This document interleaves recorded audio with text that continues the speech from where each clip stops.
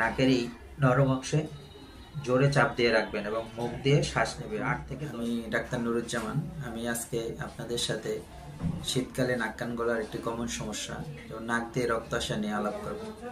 অনেকে আমাকে গভীর রাতে ফোন দেয় উদ্বিগ্ন অবস্থায় যে স্যার আমার বাচ্চার নাক দিয়ে রক্ত আসছে অথবা বড়দের নাক দিয়ে রক্ত আসতেছে, এখন আমি কি করব।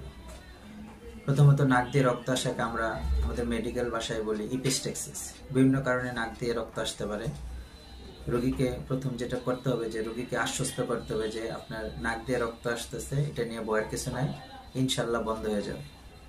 প্রথমে কি করবেন, পেশেন্টকে একটা চেয়ারে সোজা হয়ে বসাবেন, তারপরে মাথাটা নিচু করবেন, নিচু করে নাকের এই নরম অংশে জোরে চাপ দিয়ে রাখবেন এবং মুখ দিয়ে শ্বাস নেবে 8 থেকে 10 মিনিট। এটা একটানা ধরে রাখতে হবে।